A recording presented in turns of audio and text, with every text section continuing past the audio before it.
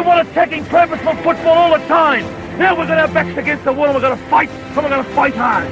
You've got to show me all the guts and all the determination you've got in your body. You've got to inspire me. A marvellous kick. That's as good as you'll ever see. And puts player back in front. I don't know about you guys, but if I see one bloke walking out of here, give the paddle back from people out there for a good effort, I'll spew up. From inside the centre square, Boydie kicked the goal. Boydie kicked the goal from inside the centre.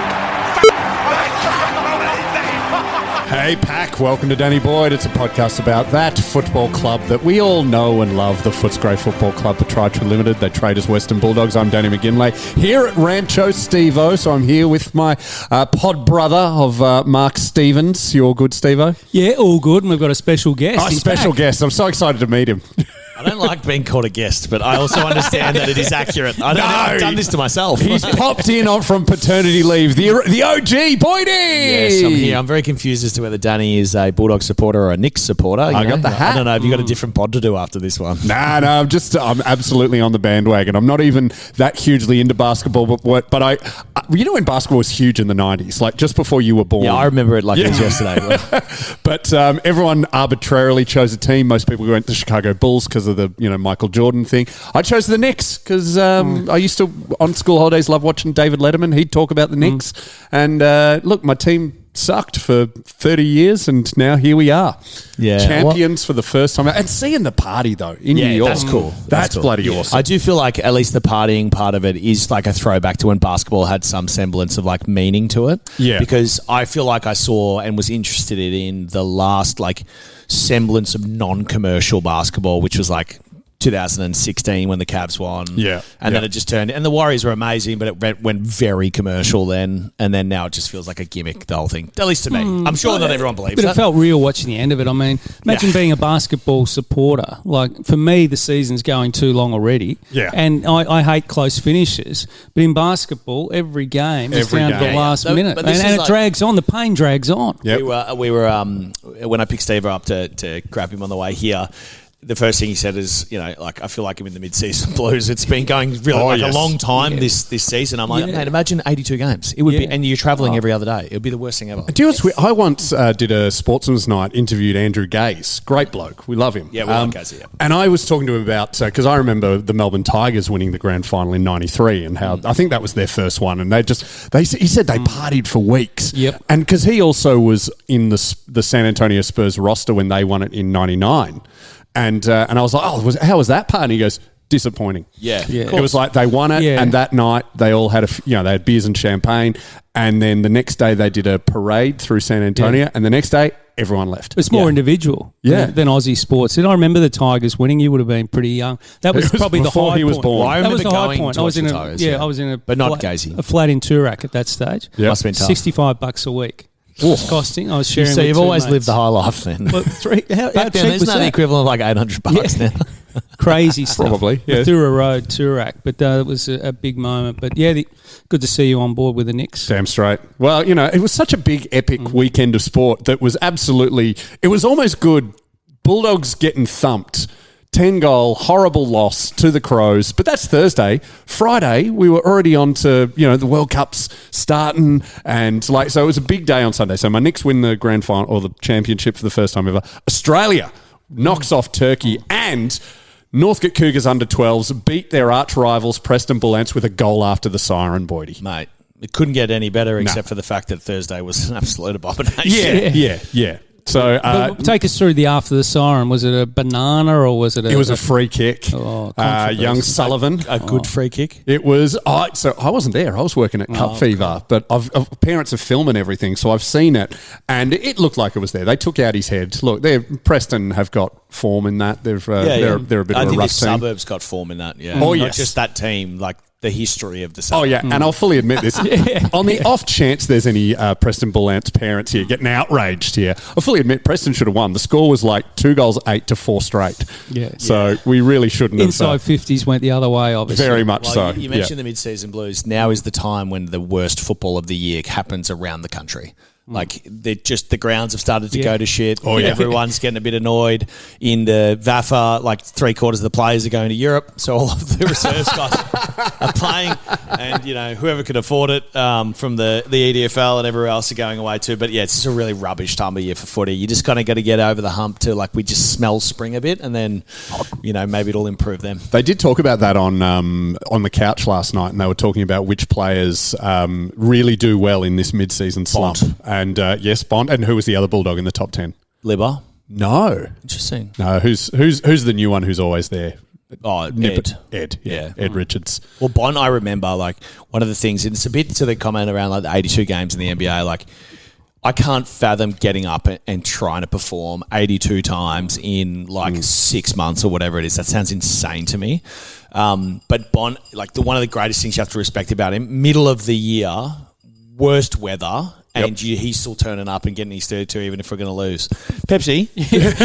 For those, if you can hear a bell ringing in the background, it's that is Steve-O's dog. It's Rudolph. He's Pepsi. confused. He's just digging deep into a bowl. It's obviously not enough water there, so I might have to make a move in a sec. It's just his nice subtle hint of, hey, I need a hydration break. It's like he's been watching the World Cup as Pepsi. Is Pepsi the name based on consumption of what drinks? What's going on? There's no water in there. There's usually a whole can of Pepsi. I'll go and fill that up. But Pepsi's digging deep, and the Bont, well, he does dig deep. He does dig deep. All right, well, let's while Steve-O's here, while Steve-O's filling up that bowl, can we... Boydie, did you watch any of the Thursday game? Or I was over in Bali. Okay. Heavily afflicted by a common illness over there on Thursday night. It was the worst of my... You got the Bali belly? Yeah. What do you any theories on what you got it from? I think, honestly, the night before we had a 5-star restaurant, so it's not I think it was more like traveller's discomfort, if you will, where too much rich food, too much eating out. You're eating out 3 times a day for, what was 10 days at that time. Or and you're doing that with a toddler and a baby. So I assume there was a lot of nuggets and chips as well. Yeah, for them. Yeah. For sure. Did you go to the breakfast nasi goreng?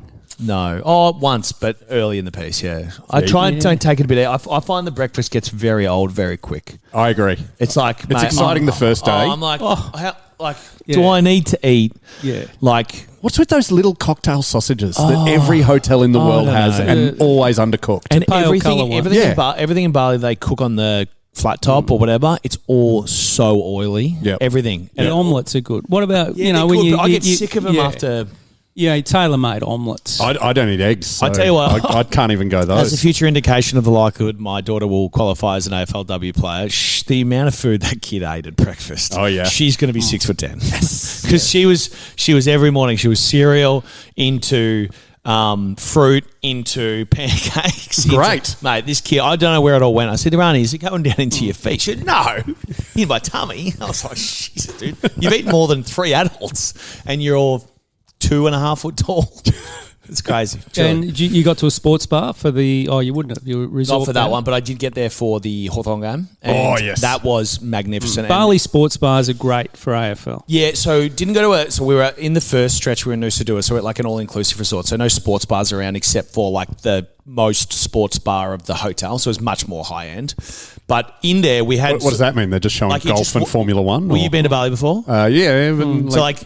Bali sports bars are more TVs than people. Right, okay. That's basically the way they make it. And it's not super nice. Oh, the people in there are definitely not what we would put up in the world and say, hey, everyone come be Australian. Oh, okay, right. But they are showing the footy. Yeah, they show the footy. And they're all got really good TVs. But in the one that we were at the hotel. So it was more like a hotel bar that was showing the sport. And I will say this, there was probably... only 15 or so people in there, and so it was nice and quiet. We're watching it. All dog supporters. Great. Every one of them. So it was really good. Or was it just people who hate Hawthorn? No, actual dog supporters, hey, nice. from what I could tell. Could they? Were you approached? No, they left me alone. It was nice. Weird. Yeah, we were just supporters together. You're saying that there's people in Bali on a holiday and Tom Boyd's there in the bar and no one came up and said, Tom. Oh, yeah, a few people, but I was hollering at the TV. I was pretty into it. Oh, were you? Yeah. Yes, Boydie. That's fantastic. There was some really average, just general decision making going on from everyone involved. So it was a very painful end to watch that game. As the end result was fantastic, but damn, it was stressful. Well, it was 8 or 10 minutes without a goal. Yeah. It was just hard work. Yeah, we talked about this last week, Boydie, and if anyone who didn't hear about it, something we've learned about Mark Stevens is he can't handle a close finish. Yes, I know. I'm a footy zombie. We've spoken about this before. So I went walking last week. Yes. And I could hear the MCG ended up in Moorabbin. Turned the phone off, or the phone went flat. Walk in the wrong direction, mate. Yeah, but I had to. No, I did go that way. I could still hear the roar. This is here in Tigerland. Still hear the roar. Then I heard the siren. And as I was saying last week, you could tell that the judge that the Roars were holding the ball Roars and not goals. Yep. And when I left, we were 8 points up. So I think we've got this because there wasn't one of those really big roars. You know how you know they got this? Just watch the game. I couldn't handle it. I couldn't handle it. Steve once says here, where did we see each other last year when we were winning by 60 points at half time? That's when I get nervous. And he was like, I don't know if we've got this. I was like, Steve-O, shut up and drink a couple more jumbo champagnes and just relax. Oh, don't bring that. Oh, you always like the first goal after half time. Yes, that's then you true. can relax. Yeah, but you're a relaxed supporter. Yeah, I think so. Just for my own sanity. I will say I had a fantastic time on a slightly different note watching the King's birthday game over there in an actual sports bar. It was phenomenal just to sit there at that and spend a couple of hours, which I got reminded of a few times afterwards by the wife. What, you were late? No, I did everything I think I was supposed to do, but yes, it was still a couple of hours. But what a cracking game that was as well, just to immerse yourself in. So you didn't get the Balinese nannies for your kids? No, like not $30 a day? No. Mate. You didn't turn up at the Geckos, Ricky I've been Orange. Yeah, you'd be a gun there, wouldn't you? Is that the club, is it? Bear in the Bali square. Geckos. The Bali Geckos. I think Troy Luff. There's a lot of things I like to do in the sun in Bali, playing footy against a bunch of mongrels is not one of them.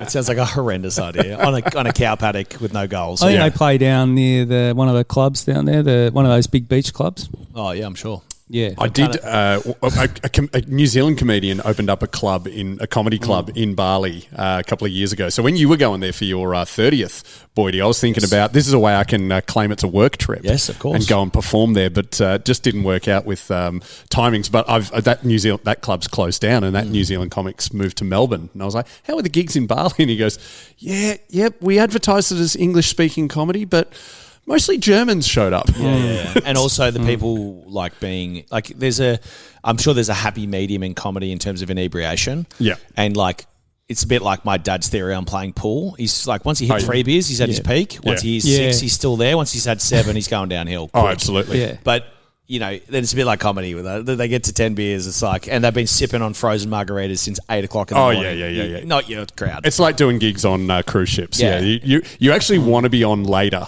because if you're on at 8, then the really drunk people show up. Well, I met a mate who told me I was at the Spread Eagle 2 weeks ago, Friday night, and the guy said, we're going on a cruise with my wife. And I said, what are you doing? So I've got a gig on there, drawing cartoons.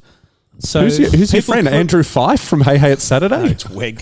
Is it Weg? He's like a Weg. He's like a Weg type operator. Okay. Oh, so he's doing it's a Weg style caricature. So people get that bored on cruises. They queue up to get their caricature taken. And he takes his wife along. Yeah. They get one of the dingier rooms. I think no windows, but that's probably fine for him and his wife. Yeah. To do what they need to do, and then he squiggles away on some the place paper. that I went to first in Nusa Dua to just get settled with our young son in particular was a bit like the stationary cruise, a little bit. All inclusive, all the restaurants are there. It was really nice, but it was I need to get out of here after 4 or 5 days. I need fresh air, even though I was outside. How many wake ups is your boy currently on? He's currently on night? 0. Hasn't woken up overnight since March. What? Wow. Even my kids are waking me up more. My other kid wakes up. Oh, the other kid wakes you up. All right, thank God. Yeah. How many times? Just once. Okay. But just to kick me out of my bed so I can go down and sleep. Oh, yeah. I remember that. And then, mate, the best one was we were in Bali. She wakes me up the first night. And one of the first nights, and she comes upstairs. I go, okay, I'll go downstairs. So half an hour later, she comes back down and follows me and wakes me up again. Because she's like, I just didn't want to sleep with Mum. I was like, dude, how about you just sleep in your own bed the whole time? But no, it was a great trip. And my wife's been brave enough to stay over there for a few nights by herself. I know, listen to just this. Being back in town. Jeez, can you tell those that we really don't want to talk about the footy on Thursday? Well, what actually happened, obviously I didn't watch the game. My read on the whole situation is that we had 3 weeks where it could have gone either way. Much to the start of us winning 6-0 this year or whatever it is under a goal or something like that, which is the opposite of every other year I've watched for the last 7. And then we just came up against a team that was ready at home and fit and fine. Like 3 6-day breaks in a row, which is understandable. Not a great fixture. 4 games in 18 days. Wow, you've done your sums and just we did this pod. Most sarcastic compliment I've ever done. Oh, well done. You want a star?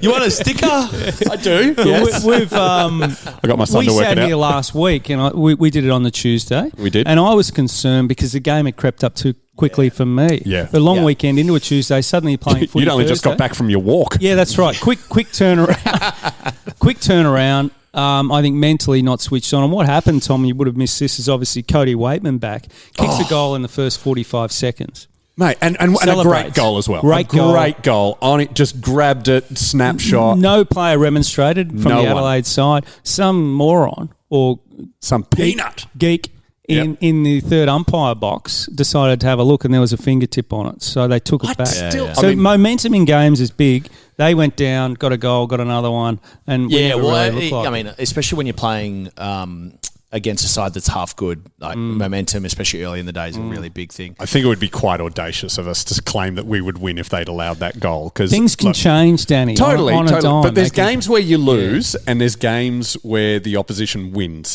And Adelaide they won. Yeah, I think sometimes, Tom, and you have seen this, sometimes the Dogs just aren't on. And when they're not on, it's flat. And the Crows you can just tell it. I think rarely in my experience watching and playing footy do you have 3 weeks in a row like we had against Collingwood, Melbourne and the Hawks. And I watched Collingwood when I was at Melbourne and rarely do you have 3 of those weeks in a row and go, we're going to somehow next week win by 5 goals. It doesn't usually go that way. It's sort of like you're hanging on by your fingertips. And if you look at all 3 of those, the Collingwood game took a miracle mark like a Leo Barry. Yep. The ball was deep against us again. The week before Melbourne, the ball was deep. Harvey Langford virtually had it. Just got punched at the last minute. And they missed a couple late too. They missed a couple late. That they normally would kick. In the Hawthorn one, Mitch Lewis looked like he'd taken a mark that just got punched. So 3 times. Didn't look like he'd taken a mark. He took a mark. How dare you, Boydie? Just about swallowed it. Got spoiled. We got lucky. My words at the time were, I don't care if it's right. We got the ball. I think I said. Well, you'd remember, Boydie, 20 seconds before that was the most unbelievable no call of holding the ball in the pocket. Time. I know we chatted about this last time I was on the show, and I feel like I'm the old man yelling at the clouds a bit. Nothing wrong with that, mate. That's pretty much what this show is. But honestly, what we ask of our umpires is so ridiculous. And people are sending all of their criticisms the wrong direction. Send it to the rules committee. Because they make this game impossible to umpire. It is impossible. And look, do people still... I'll go back to 16 now. I still see... But I see Sydney people are still... still whinging about it. They're still whinging. Yeah. I had a young guy at work who I don't know that well. It's a Sydney supporter. That's all he's talking about. They still can't believe what happened that day. They're still whinging. And I said, we should have won by 7 goals. You're right. So many not calls. Plays, but the umpiring... Debate, I do think what also happens, both in big finals but also late in games, is because there's so much interpretation, it becomes so jarring when they start doing no calls across the board, which in the past we would have been like, it's the end of the game, it's got to really be there. But now, because there's so many different types of free kicks and the last touch out of bounds and all that shit, you're like, when someone doesn't make a call, it's like it's been too long between free kicks. It feels weird. Yeah. And I just think we're not setting our umpires up for success. And why would you want to umpire the game in the way that it is? What do you think of the lasso, who Danny wants to rename? Actually, we should do this exclusively for Zero Hang. I think we can do it. Yeah, you said you wanted me to write the article. Yeah, we'll do it. So just tell me how many words. We'll keep it embargoed. We'll use it on Patreon. You're out. Yeah, but I don't like the lasso. It's become the ricochet rule. It's the most ridiculous rule of all time. Because and I actually said this to someone who's not a footy fan at all today. There's sort of 2 major themes that seem to be happening in the rules department. There's we need to make the game safer, and at the same time we need to make the game faster. Like those 2 things are in direct conflict with each other. You take the concussion element to start with, but every other major injury, including ACLs and shoulders and all that stuff, you turn speed up, all those things get worse. right? Because players are moving more quickly, so the actual impact is higher, meaning that there's more likely something's going to break. And then they go, but we're trying to make it safer. I'm like, so the lasso rule makes the game less safe because it means the game moves more quickly. And I don't know how to get through to anyone that matters, so I'm just going to yell at the cloud. Yeah, And what do we now? Round 15. I still am not certain when it's a lasso and when it's not. No. And obviously the tackle will know the result maybe before this show goes live. Is that what we say? Is this about Paul Curtis? I mean, he tackled. There wasn't a second action. I'm really happy. Sorry to jump in, Steve. I'm really happy the my check one got turned over because I remember watching that in the pub again with Dad in Bali, and I was like, "There's nothing that he could have done. Nothing." It was Frampton, was it? Yep. Yeah. He's like nothing he could have. No. It was as soon as someone slips like that and then tries to drive forward head first, it's all physics. There's nothing you can really do to stop it. And not that I'm I get my football news from Dan Gorringe, but he said that same thing about the Curtis tackle where he goes, are we magically going to ask players that they go intent to tackle has to be high? It's what all of the coaches are preaching. And then the moment that the tackle seems awkward, we're expecting them to magically let go and turn and whatever else. So how you're asking too much. It's not possible. So you go, every accident's going to cost someone their weeks of their career. So your old man was over there, helping babysit or? I'm sure my dad doesn't listen to this, but I'm not sure my mum. So mum and dad were really helpful over there. Right. Yeah. That's they were good. They were good. I remember your dad enjoying a beer. Actually, we had a beer. I still remember this when the Dogs beat West Coast in Perth. Oh, right. 16. All the parents he can were put them there. back. Yeah. Oh, he can put them back. Yep. I had a few with him. He's a great guy. So I don't think I've met your dad yet, Boydie. I think we should get him on as a guest. I think he's got some Scottish in him, mate. So Here we go. No, honestly, my dad, and I'll tell you, I think I've told this story publicly. My dad's theory on when I was at the Giants is that if you ever wanted to find out information, they used to do a lot of whining and dining at the Giants, of parents in particular, and family members, because no one wanted to stay at GWS. Well, they had to, and they had no supporters, so it was easy. Yeah. So all of this, all of these fancy, and they were seriously fancy lunches they used to take their parents out to. And Dad's theory was that none of these blokes could keep up with him, so he'd get them pissed on the first 8 beers, and then they'd tell him everything. And he goes, by the end of it, I knew what the whole list was getting paid. He played a bit of footy too, didn't he? He was very good in the suburbs. Yeah, out Ringwood one. Yeah. He played first division at North Ringwood, and he played and captain coached a flag in '89 at Norwood. He is a legend at Norwood, as they call it. No, two different clubs. Yep. Oh, are they? Yep. Then why don't you just have a different name? School. Norwood is the school. Comes from the school. Yeah. Okay. So, and who did he play for? He played for both. Okay. And who did he win the grand final with? He won it with Norwood. The school. No, well, so the Norwood Footy Club spun out of the school. That's why it's called Norwood. Okay. Because there's a high school called Norwood. Yep. And then North Ringwood is just the North Ringwood team. So there's just two in a small area. It's confusing. And do they play against each other ever? Yep. And do they hate each other? Yep. Okay, sweet. Right. Who do you like? Norwood. Okay. So Norwood, one of my best mates is a firefighter. Shane, he listens to this show. He's a big doggies man. But whenever I go and hang out with his firefighting mates, there is one bloke who claims to be your godfather. Kinger, that's his name. Right. And he tells me all the stories about, he's apparently your dad's best mate. He'd know my dad's stories better than me. He's older than me. So. Yeah, okay. My dad stopped playing before I was born, but yeah, I've heard some stories. All right. Most of them involving fists. He would have been an enforcer. He's got that look about him. Yeah. We got to get him on. That's what we're doing. I think he was pretty talented as well as at football, but most people explain he used to know how to use his knuckles. Which is weird. I never saw you. Oh, I didn't get that from him. Never saw you throw a punch on the. You've just got your mum's. I missed out on that part of the gene. That would have been nice. Your mum's Danish just chilled out, massive. It's helped me generally in life, I think, but it didn't help me on the field. I didn't really want to fight that much, to be honest with you. But we needed some fisticuffs, didn't we, on the weekend? Man, we were too passive. There's nothing we could have done. When they were shooting goals from 70 out and slotting every single one of them, there's just nothing. Yeah, I kind of feel the same. Like my optimistic self says, we've got the most boring team at football to play against this week in St Kilda. Yeah, and we have every reason that we should win that game. And if we do, last week's a blip. If we don't, who knows what happens? Yeah, it's not going to be an easy game because they're actually playing a better brand of footy now. The Saints, they're scoring more than what we are.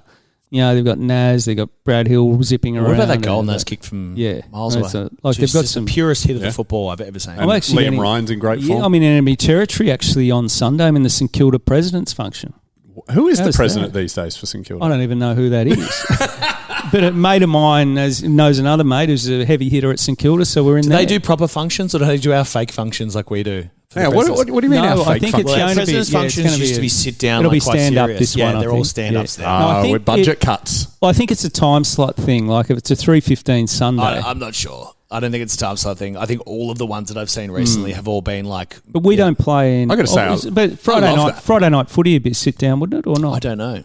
So they're cocktail style. I've Boydie's- been to a few where there's dumplings, a dumpling station. Yeah, That's not really what you want. Like, is it? and their food's really nice, but it's like you want a bread roll. Well, it used You to wanna be like sit down and have a like catered dinner, like a catered steak dinner. and chicken sort of thing. But Yeah. now it's like everyone find their own seats and sit down when you want and don't sit down. Isn't that more Bulldogs? I like that. Yeah, have you been in that room? It's I- about only as once when little you- to do with the Bulldogs as possible. When you It's got sneak me in. fancy lights everywhere, and you're like, it's called the Skyline Room. Yeah, well, actually, Oh, and you got that's the great view of the city. It's like Yeah. I was about to say, there's probably a few Skylines souped up from the 90s out in Footscray somewhere. Has to be. Yeah, but then you get to sit with Kylie and everyone, and she's No, but know, you don't. she's- That's the thing. Oh, You she's can't- not- There's not like tables. Like there's not. It's not. I know, but allocated. she's working the room probably. Yeah, Kylie's great. We do love Yeah, Kylie. yeah, we love. So, Kyle. all right, I want you to let us know the menu, Steve-O. Let us know who was the MC. We get him to shoot a vlog. Oh, that's a good idea. That would be so fun. But enemy territory, though, as you know, I like to be with my people at the footy and the top yes. dogs. So it's going to be well, tough. but the Skyline Room, presumably it's in there. Yeah, It's like 30 metres away from the past players. Or yeah, but it's a St Kilda home game. Oh, that's true. I'm in the St Kilda function, so Just I'm find surrounded. Just find Zane Cordy, who was a past player for Yeah. both Yeah. teams. Good point. There's been a few Congorazidis. There you wouldn't go. remember him. Jack No. McRae. Jack McRae. Is he not a Who's pass playing player? all right? Well, he's past player for us. Yeah. Yeah, but I think St Kilda want him on the field. Yeah, potentially. Maybe not. I don't know. I'll have to ask. Well, I've got to ask too. Hopefully, Tim English is playing this week. What about that report on the couch? Is normally an analysis thing behind the goals vision. You know, they should have handballed there. Why aren't they doing this? Well, suddenly Jordan Lewis has become like a newsbreaker. Shock jock. Steve-O's very intimidated. I think he's like, not another newsbreaker. I can't handle it. But he looked uncomfortable, mate. He did. Well, like, here's my rendition It's of it. my natural Because I had a habitat. couple of people who are big dogs people texted to me and like, oh no, Timmy's not, don't tell me Oh, Timmy's my not. WhatsApp group's exploded. And here's my rendition of the clip.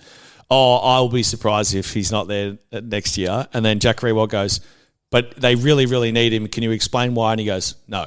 Yeah. That was like the whole clip. Where do you think you'll be? I can't say. And they all went, oh, piss off. Yeah, it's like, and Jack Rewalt made a really good point. He goes, every time that he hasn't played, they've been horrendous. Do you not think they're going to pay him to stay?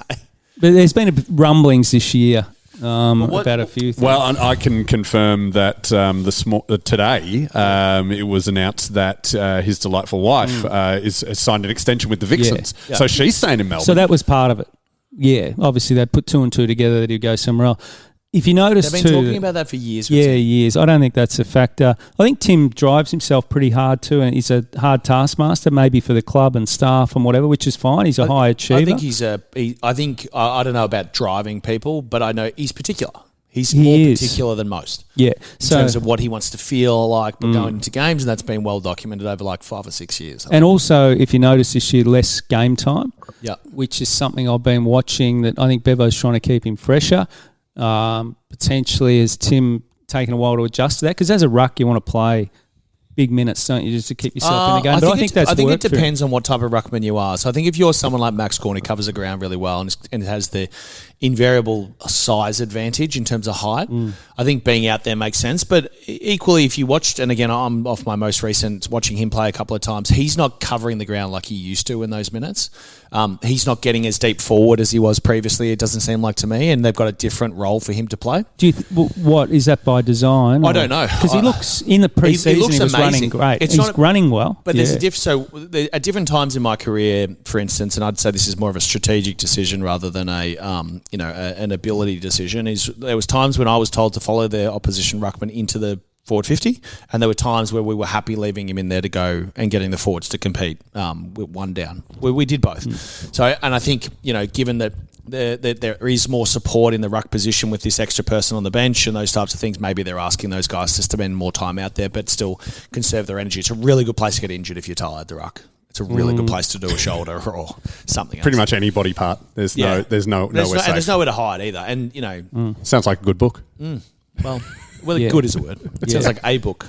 Yeah, so give us an insight. I mean, to this exclusive, what odds do you think of that happening? I can't see. He's obviously. How old's Tim now? 28. Yeah, contracted till the end of 2029. So he's not going. Sounds like anywhere. a really good time to be negotiating a new deal. A good time to leak that sort of stuff. An extension. Yeah, that's what you But I had all these theories. People were texting me saying, "Has that been leaked to him?" So Zac Butters is watching that, thinking, "I'm not going to the Bulldogs because if they haven't got a ruckman, I'm not going there." Yeah, I don't know how much 4D chess is happening in the AFL world of trades. So I don't think it's not like we're not talking about like the NFL here. Like I still don't think it's that sophisticated in that department. Yeah. And what's your gut feel on Zac Butters? This is I'm looking at. You're both looking at me. guys. All right. Yeah. My gut reaction to all of this is the World Cup is on, and the AFL has to go full sensationalist in order to get column inches and anyone to talk about them, rather than the Socceroos or whatever the NBA finals. So I'd say I can't imagine Lewis being a cog in that machine though. Producer might have gotten his ear though, saying No, he's fairly reserved, smart character. He's definitely got info from somebody. I who he agree. trusts. I agree. He'd be a list manager. I'm not saying who it is. He's played with people who are now list managers. Who knows? Managers, list managers. But he wouldn't have just made it up or been told. If you look at the facts that we have, and I think this is what sort of Jack was, Rewat was alluding to, is we desperately need Tim because of decisions that have been made in our ruck department in the last 7 or 8 years, where we have no one to save him. So the club has backed themselves into a corner where Tim is in the perfect position to negotiate a contract, probably upwards of $1.5 million a year for the next 5 years or 6 years. So I'd be leaking it if I was his if I was his manager, and I'd be getting a conversation to go now. Yep. And the other thing is on the Butters front, like if I objectively look at it, my biggest concern with Butters is I wouldn't commit to a club whose coach's future isn't absolutely certain. Personally, if I had 5 options. You know what I mean? Because but he's got another year. I mean, it's still pretty safe, Bevo, at the moment. But no coach is totally I'm not safe. saying Bevo's going to be sacked. I'm saying how many years is Bevo going to coach for? Because he can't be near the start. He's not near the middle, probably. He's 12 years in. And he could be like Kevin Shee. He could do 27 years. It seems incredibly unlikely. Sure. Yeah, but if he goes to Geelong, Chris Scott's no guarantee to stay either. I'd say Chris Scott's looks like he's got much more longevity left than Bevo does. I think the coaching job down in Geelong is much simpler. But honestly, he could just flip to another club, Chris Scott. He's that type of guy that just potentially... Why would you, okay, but so maybe to put it in a different way. If you're buying, like if you're a player, right, and I look at clubs across the league and I'm looking for certainty in my career, the places that I know have an identity that's bigger than the coach themselves... Geelong would be a place that's been very consistent regardless of who's been coaching them probably for the last 25 years in terms of you train less, you're down the beach. There's a lot of players who've gone down there on really good money. It's a free farm. And have succeeded, and you get to get shitty singlets for free for the rest of your life. And the other one would be a place like Sydney where you'd have that consistency that they just know how to run the club properly and you get out of the bubble and all that sort of stuff. And there's a number of others who are probably much less behind that. But would you say that looking at the Bulldogs, you go, I know what the next 7 years looks like? I wouldn't say yes. Well, it's hard to know. Is it 1 3-peat or 2? But you've got another 4 of Bont. At least. That's at least 4. At least. He's got 4's locked in. So that's solidity. Finance is good. Good facilities. Close to Tiny where his market. farm is. Yeah. But he's Port Adelaide, so... Well, Port Adelaide would have... Stop talking this down, Tom. Yeah, I know. What? No, this is useless. I'm not saying that he won't come. I'm just like, I think there's a number of big questions that if I were him, I'd be asking. But he grew up supporting the Dogs. You got to. There's some romance still in footy somewhere, Boydie. Not sure where. Mate, if he was romantic, do you reckon he'd be negotiating for $2 million a year? Or what? I do that with romance all the time. Yeah, romance with a really, really nice bottle of wine. You know? but does it make sense that some people are inferring that he would have made his mind up a year ago? No. That's what the room. I heard this rumor 18 months ago. I think we've been talking about it on this podcast for 4 years. I think so. Yeah. Maybe not 4, 3. When did we first start talking about it? Mate, ages ago. I reckon 2 years ago. No, I reckon last year was when I first started talking about it. I don't know, maybe just But before. I think this is You getting haven't to the slept, stage where we're all getting our hopes up. The Butters yes or no thing is a pivotal moment now for the footy club. in I many agree. ways. It really could be a make or break because it's been built up that much. There's going to be devastated supporters. There'll be tears, like in Barclay Street when the merger was happening. If it doesn't But come. why do you think they're so confident? They're just so hopeful. They're hopeful. I don't think Bulldog people are ever overconfident for anything. Optimistic, God, no. yeah. We'll be Because they're optimistic. used to getting pipped. So what if? Okay, so you say it's similar to the merger in 1989. Do we bring back Peter Gordon and Irene Chatfield to somehow sue Zac Butters' agent? An injunction. And if we raise enough money, we'll raise the $2 million. Yeah. And and then that's not coming out of the I soft think it's cap. more like 16 Is it 16 million? over the course of the deal, yeah. Yeah, well, we'll get there eventually. It's a lot of pokey money. Yeah. We don't So have anymore. you on board with? I've got a feeling. I think he. I'm just sort of got the gut feel that he will, but I'm preparing myself for disappointment as well because invariably, Well, you Collingwood need to go for a Well, walk during trade week. I will, I think for the two separate conversations around Tim, like I've seen no reason why that someone would be playing 4D chess to dissuade Butters from coming by saying Tim English is not going to be there. That makes no sense to me. And I don't know if you know midfielders, but they don't always respect ruckman that much. They kind of think they're really good. And I'm not saying that Zach or anyone doesn't respect Tim. Tim's obviously a fantastic player, but they don't tend to be like, oh, yeah, I need a ruckman to be good. They're like, I'm the best. Yeah, That's how yeah, good yeah. midfielders act. Yeah. So I'm not sure that has anything to do with it. Again, signing onto a club, yes, money good, everything else, but he's got money offers that are the same, presumably, or very close to in a number of places, right? And he's going to choose between, sure, the nostalgia, or he's going to go to a massive market club like Richmond and Collingwood where will never work again, and maybe he wants to or whatever, but he doesn't strike me like he wants to get into the media or anything. And then he's got to work out, is he trying to win a flag? Because he said that he wants to be successful. Well, if the coach at the Dogs is not going to be there for a long time, that basically means you're going to have a new coach come in and a whole range of variables enter the system. Yeah, but if you look at the evidence, every time we get a new coach, we usually win the flag within the last 2 years. I mean, if you look at just at the hard recent evidence, Well, we've won only two, the mate. very recent evidence. How did Peter So Rowe if go? you ignore every coach between 1954 and 2000, well, how early was that in? Was Charlie Sutton was captain coach, wasn't Captain he? coach. How early on in his career was that? 2 or 3 years. There we I go. think he's got. We need Yeah. Ange Postecoglou. well, they wins said, things in this his is second actually year. one of more of those.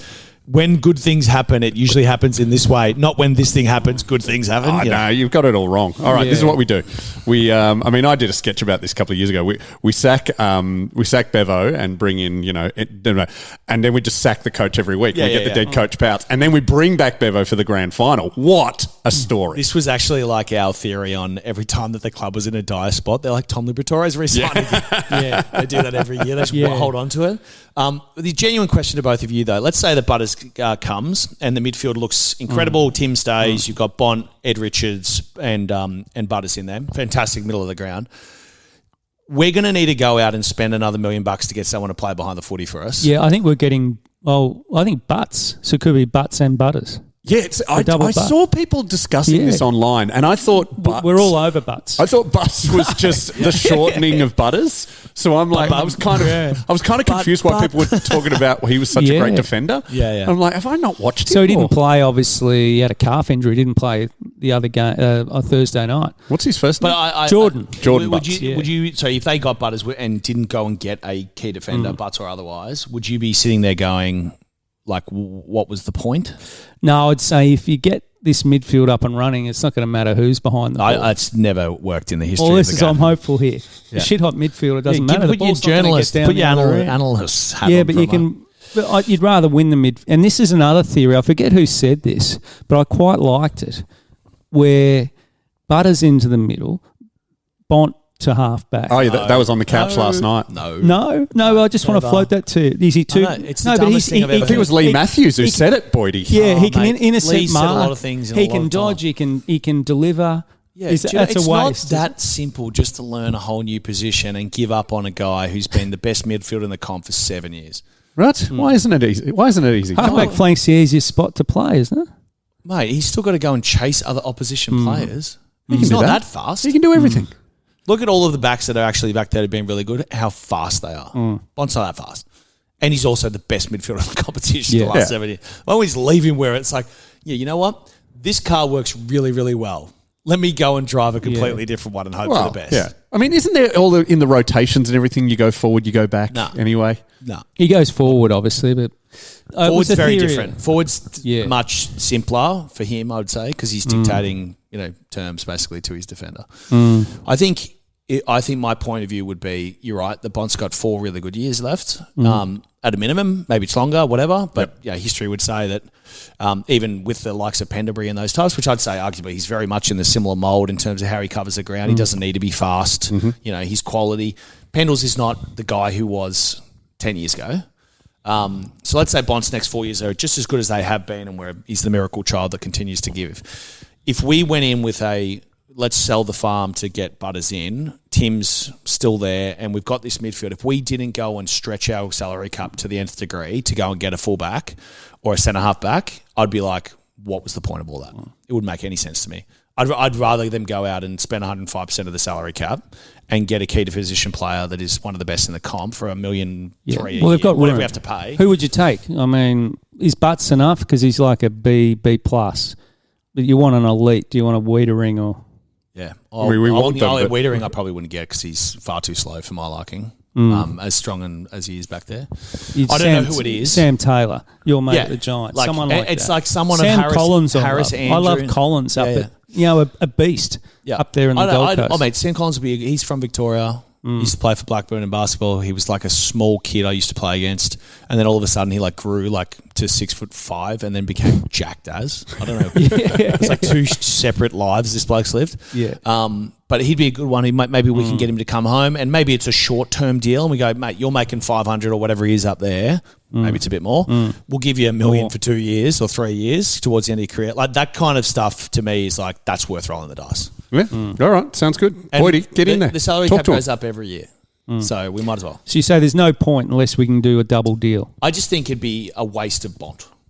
Yeah, and that's the thing we've always got to be looking at over the next 5 years. We've only got 5 years left of this party, this awesome party, this once-in-a-generation player.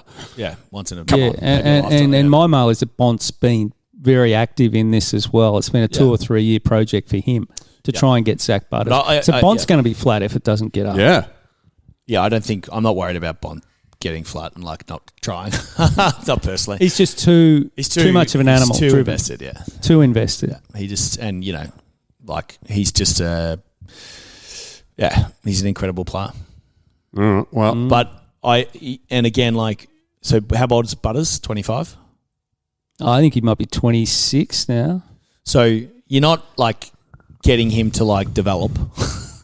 No, this is ready-made. He's not Bont size for starters. Again, assuming that somewhere around 30 or the early 30s, he starts to decline as well. If he's going to be the future captain of the club, it's that's probably not going to happen in Bont's time. Maybe it does for a year or two. So isn't the window if you get both of those boys in the next 3 years? Yeah. Pretty much. Go all in. What else are you going to do? Yeah. We desperately need Sam Darcy back. I was just thinking about him this morning. I mean, that's just taken the wind out of our sail. I mean, and we need him to ruck. And I think we can't ruck now. You don't plough a field with a fucking Ferrari, mate. He didn't do it. He didn't do his knee in the ruck. He did his knee where everyone does their knees, which is running. Sorry for swearing there, but you can't put him in the ruck now. He's done a knee. No, I disagree. Well, I think best thing for him and for the game or for us is him playing sometime in the middle of the ground at least. Right. Not starting him in the ruck, just to be clear. So obviously you've been through your injuries and that, and I don't want to be pessimistic, but do you worry coming off a knee at that size? We've got to be careful with this commodity. Yeah, again, I think the risk is he's not going to do and I wouldn't be surprised if he did a knee in the ruck. I don't think that's the problem. The problem is him leaping for the ball with 7 blokes around him and sprinting up and trying to change direction awkwardly like he did in Geelong. Well, that was a bad kick. Yeah. It was actually. We Cooper Hines didn't quite hit the target. I thought it was like that he went the Gary Ablett path and he was naturopathic or something. Wasn't that the whole story that came out afterwards? What, he was trying to... No, that they didn't get surgery because they wanted to do it naturally. That was like the rumour that came... Or there was articles written about it, I feel like. It was delayed. The surgery was delayed. Yeah, because then this was like the Gary thing with his shoulder. It's like Gary basically couldn't play up at the Gold Coast because he wouldn't get shoulder surgery. Yeah, What's he wouldn't treat it with?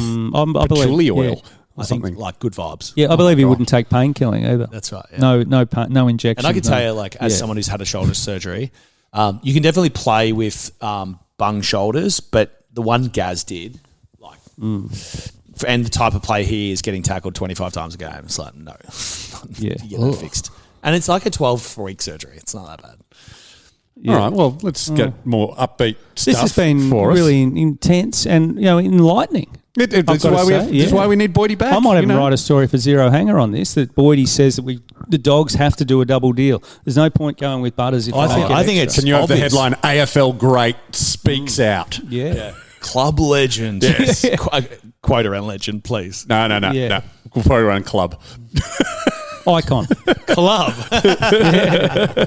Club legend. Played at GWS too. But, Boydie, I wanted to ask you, we play the Saints on Sunday and then we got a break. Is that there must be a danger of like everyone's like, when you're about to go on holiday, I mean, you just went to Bali. How much work did you actually do in that last week before you wheels were up? In terms of what work? On your day job or whatever you were doing? I was on a holiday, so not much. But a bye's not holidays. A bye, and they all get 4 days off. Is that it? Yeah. So hang on. So we play Sunday. They're getting what, Monday to Thursday off? It depends how they do it. Sometimes they do. Sometimes they'll do it in. There's sort of 3 ways you do it. You play. They get you into the medical and recovery, and then you get 4 days. Yep. Or they go and get you back and get a training session done on the Tuesday, and then you'll be back on the Saturday to do a big session. Okay. Or they'll give you those first 4 days that you mentioned off, and then you'll basically have a normal week after that, and then you'll get a bit of extra time on a Sunday. You'd be tempted. You'd be getting thirsty, wouldn't you? 3/4 time in the Saints game, you think, I can taste it now. Is that what you think? If the players think that way? I think it depends on the player. Yeah. I remember going to Bondi a few times in my bye week, and I could taste it. I tell you what. But you have to. It's natural. The mid-season. It is for me. It is for you, Steve. By the way, I did have a listener approach me on Thursday asking if you were okay because every story you have involves going to a pub. Including where he bought his house, in the pub central of Victoria. But you get a taste for it. Obviously, some players, it's an outlet, and well, I would say on a different note, like the mid-season blues that you are feeling personally. Yeah. Everyone's feeling very sorry for you, Steve. I just say no. If you have to get up and play a game of footy in front of 21,000 people or whatever's going to be there on Sunday, this is a hard grind period of footy, and I don't remember having a heap of joy through this 5-week stretch. Once you sort of, and it's probably started a couple of weeks ago to be fair, but once you tip over now we're in round 18, you're like 5 weeks ago. Here we go. Finals are coming up. Whether they're going to make it or not, and every player and every if not, you start playing the footy trip. Yeah, I didn't go on any footy trips, Dave. Right, but how at footy club again? How early in the year do they start planning? Some of these guys think, well, we're just about cooked here. Some of them, it's a good question. Well, a lot of them start planning what it looks like, but then obviously you got to book it in when you can. I tell you what, Richmond would have theirs booked in, probably 8 to 10 weeks ago. But why didn't you ever go on a footy trip? Just surgeries. Yeah. We went an every year footy trip club. Yeah. I think I missed one in 17, I reckon, and I missed one maybe in my first year. I don't know. You retired in 18, didn't you? 19. 19, yeah. All right. But who would have been the chief organiser of the footy trip?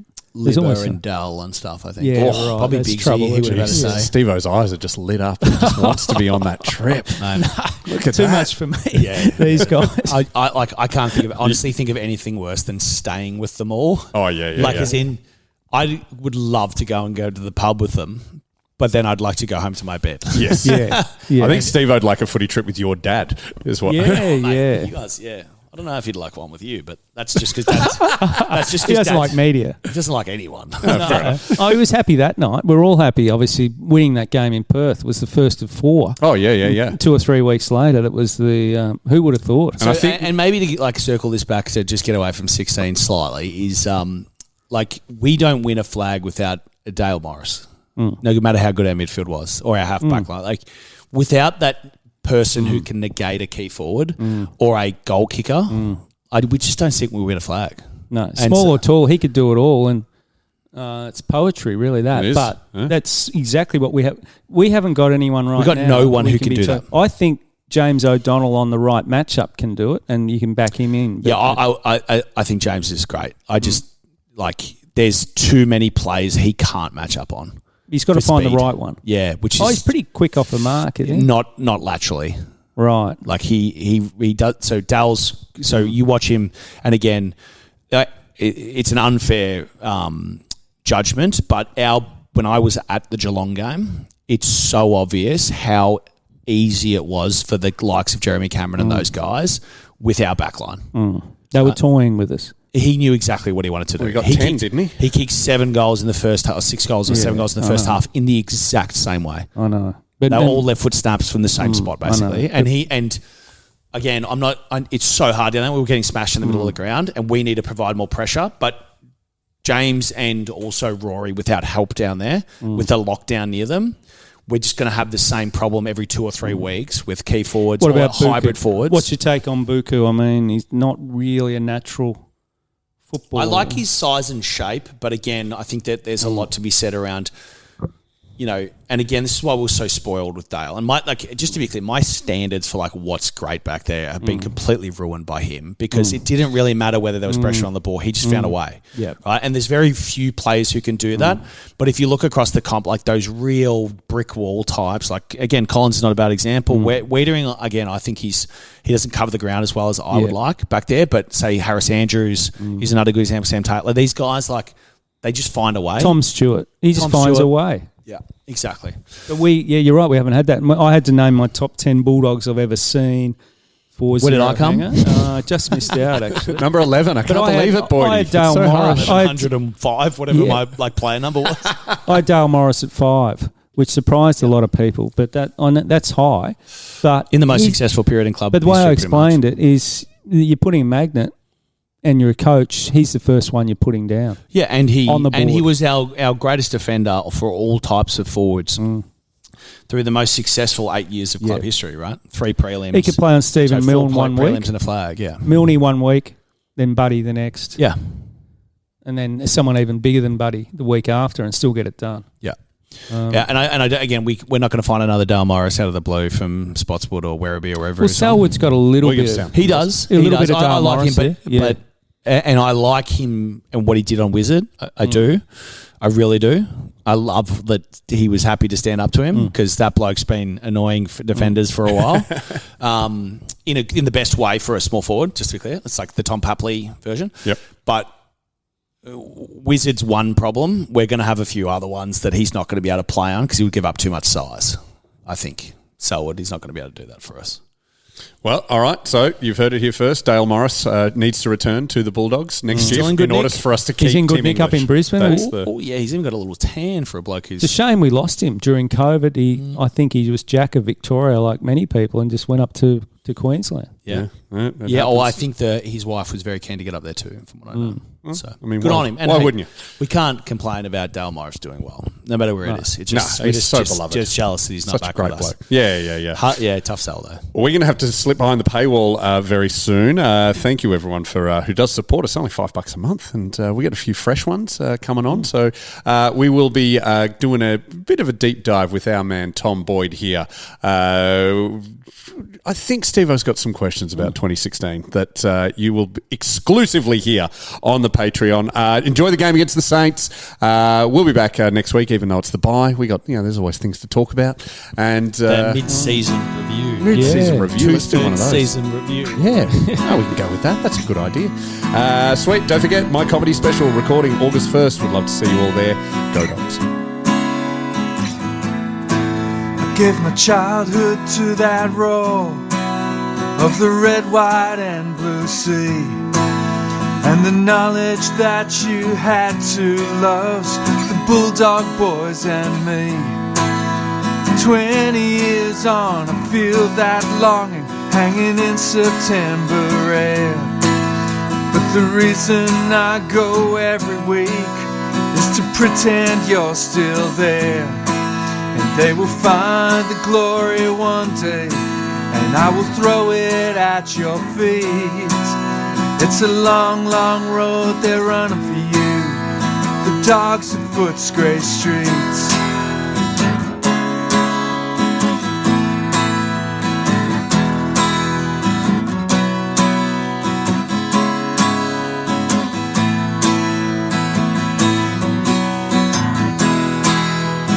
long, long road they're running for you. The dogs of Foot's grey streets.